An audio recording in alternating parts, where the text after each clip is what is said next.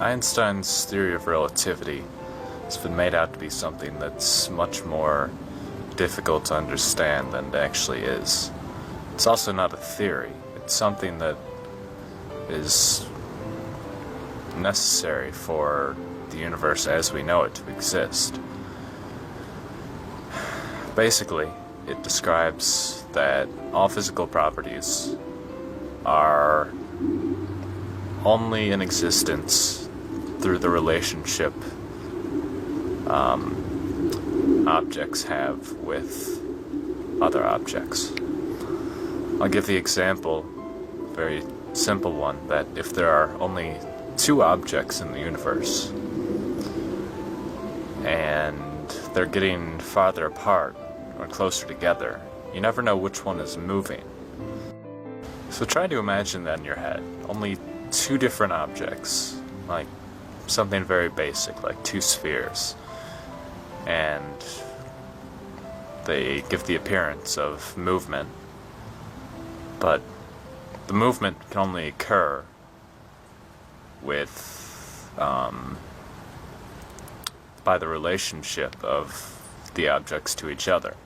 If there's only one object in the universe, in a theoretically endless void of space, then it cannot move, because movement can only really occur by the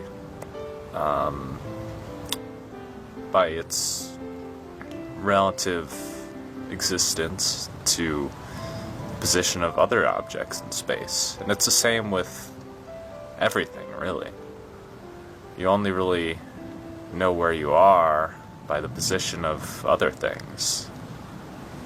And even beyond things like space and position and movement, time works in a very similar way, and I think this is where the concept of space-time comes from.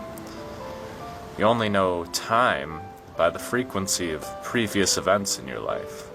You only know how long a day is because the Earth rotates around the sun, but a day is just, it's not like a length of time that would exist if the Earth did not orbit the sun and at the exact speed that it does.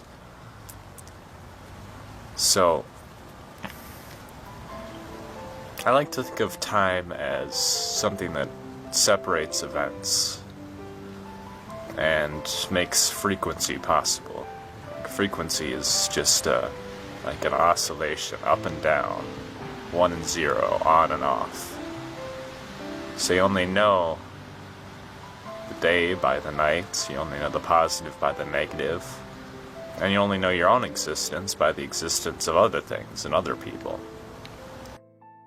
So that's the basic principle behind relativity. It's described very eloquently by Einstein's example of saying that the speed of light is constant for all non-accelerating observers. To make this simple, there's often the question of, if you're going 99% the speed of light, then what happens, if you shine a light in front of you?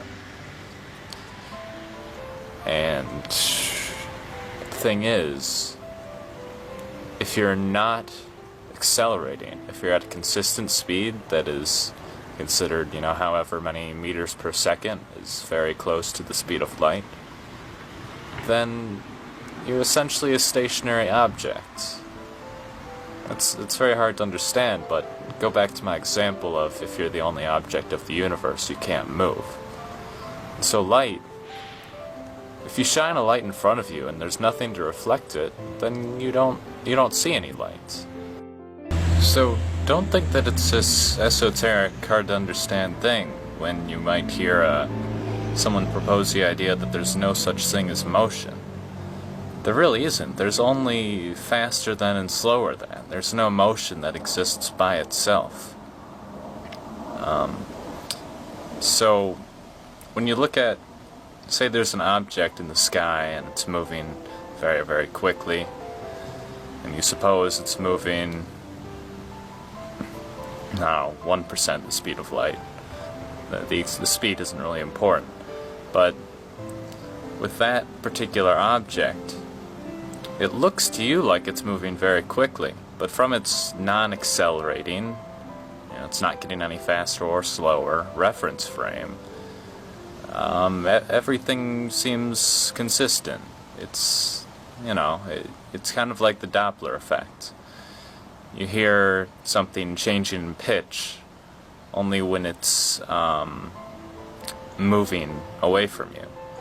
So the speed of light works in sort of a similar way, I think, in that you only have motion, you only have a consistent speed of light when there is a